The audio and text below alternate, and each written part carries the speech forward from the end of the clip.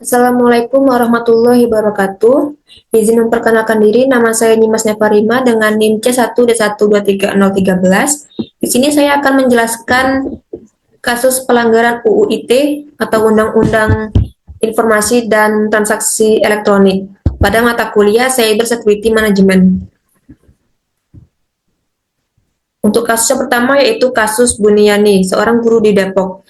Buniyani mengedit dan mengunggah cuplikan video pidato Gubernur Ahok pada tanggal 27 September 2016 di akun Facebook miliknya. Kemudian ia ditangkap pada November 2016 dan ditahan. Ia dikenakan pasal 32 ayat 1, pasal 28 ayat 2, pasal 45A ayat 2, UU nomor 11 tahun 2008 atas ujaran kebencian berbasis agama. Kemudian hasil keputusan dari Pengadilan Negeri Bandung pada tahun 2017, ia terbukti bersalah dan dikenakan hukuman 1,5 tahun penjara dan kemudian dia dibebaskan bersyarat pada Januari 2020. Kasus kedua yaitu kasus Saiful Mahdi, dosen USK Aceh pada tahun 2019. Saiful Mahdi menyampaikan kritik hasil seleksi CPNS dosen di sebuah grup WhatsApp internal karena diduga ada peserta yang tak memenuhi syarat yang lolos. Atas itu, Rektor Unsiah kemudian melaporkannya ke polisi atas tuduhan pencemaran nama baik.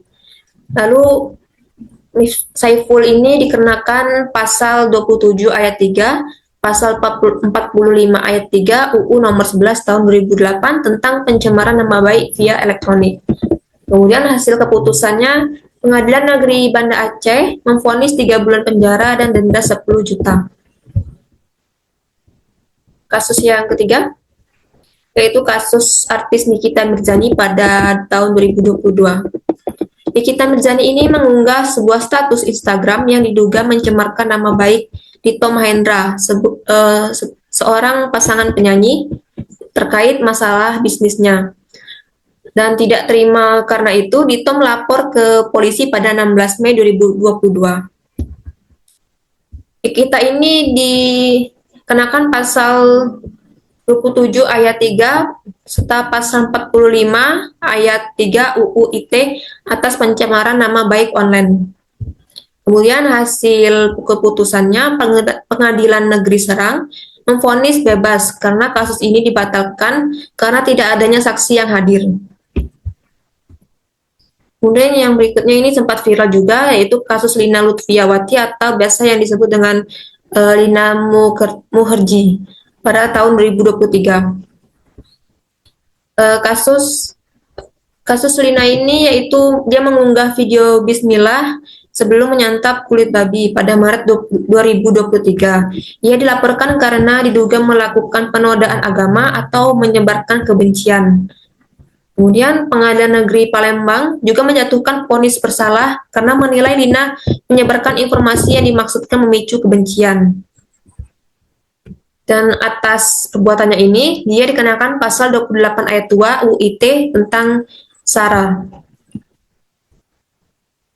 Berikutnya ada kasus dari luar negeri juga, yaitu kejadian serupa, kasus Ai Takagi di negara Singapura pada tahun 2016. Kasus Ai Takagi ini yaitu dia divonis bersalah di Singapura atas dakwaan hasutan atau sedition terkait konten anti asing di situs online dari Singapura tahun 2012 sampai 2013. Kemudian ia mengaku bersalah atas 4 dari 7 dakwaan hasutan. Kemudian Takagi dan suaminya memanfaatkan situsnya untuk iklan, namun kontennya dianggap memicu permusuhan rasial. Pengadilan Negeri Singapura memutus 8 Maret 2016 bahwa Takagi melanggar Undang-Undang Sedisi atau bukan UU ITE, tetapi penegakan konten daring.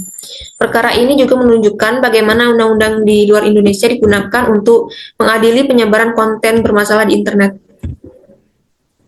Lalu berikutnya kasus Indah Siskasari, yaitu mahasiswi pada tahun 2023.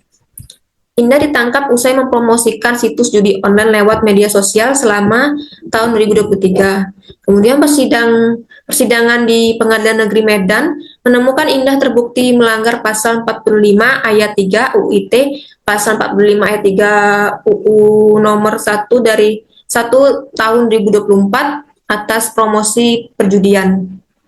Kemudian hakim memvonis 2 tahun 6 bulan penjara dan denda 50 juta.